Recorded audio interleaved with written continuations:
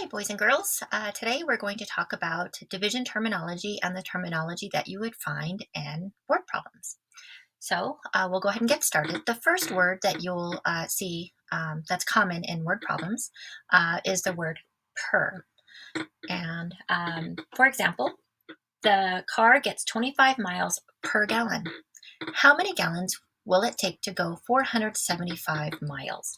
Well, you see a problem like this, and I know that this is a division problem. And so let's go ahead and figure out how many gallons we'll need to buy. Okay, so let's set this up. We can set it up like this, 25 into 475. Or you can set it up like this. But no matter what, we're going to be doing long division anyway. So, but I just want you to see that all fractions are division. Okay, so let's go ahead and do the problem. So 25 into 475. So I know 25 will not fit into 4. So put my placeholder 0 there. And 25 fits into 47 one time because 25 times 2 is 50, and that's more than 47. So I'm going to go back down to 1. So this is 25. I do my subtraction, and that would be 2, and that's 2, and I'm going to bring down my 5. And let's see, 25 would go into 225, I believe 9 times, okay? And so 9 times 5 is 45, and 9 times 2 is 18, plus 4 is 22, and I have a remainder of 0. Now I know that I need to buy 19 gallons to go 475 miles. So I will need 19 gallons. Okay. All right. So the next example would be the word separate. If $100 was separated into equal shares, how much would 8 people get? Okay, so if, with division, you are dividing the numbers into equal groups, okay, equal shares. And so let's go ahead and set this up. So I can go ahead and set it up as 8 into 100, or I could do this as well, okay? So I'm going to go ahead and just do it because we're going to end up doing the work anyway. So 8 goes into 100 one time, okay? Because 8 does not fit into 1, so that's another 0. And let's see, and that's 2, 0, okay? So this is going to be an example where I'm going to add one of my decimals because this is money, and so we're going to stop at the hundredths place. So 8 goes into 20. 8 goes into 20 2 times, okay? And that's 16. And let's bring down, that's 4, okay? Now I'm going to go ahead and extend my quotient bar, and I'm going to add my decimal to make it into money, and I'm going to add my 0, okay?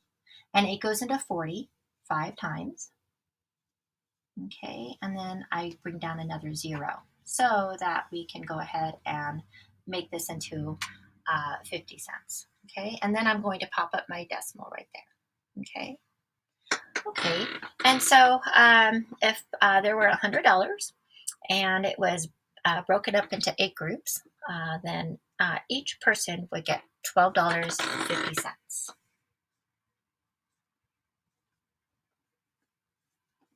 Would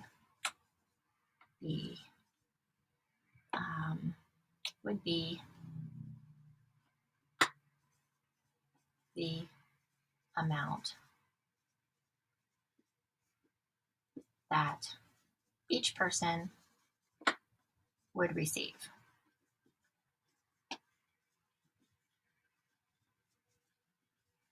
Okay.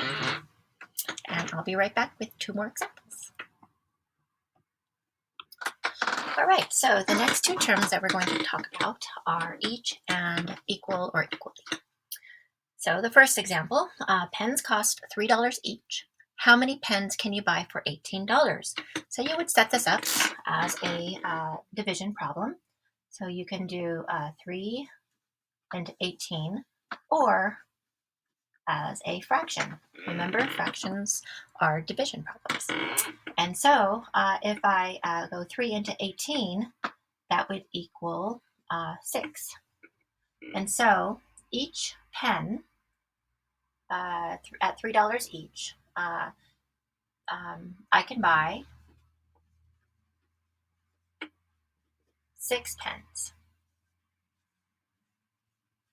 Okay. Now, the next one, equal or equally. So 25 muffins were packed equally into 5 boxes. How many muffins were in each box? Again, I'm going to go ahead and set this up as a division problem because I have the word equally there. They're separated into equal portions. So I have 5 goes into 25, or I can set this up as a fraction. 5 into 25. So 5 goes into 25 5 times. Therefore, 5 muffins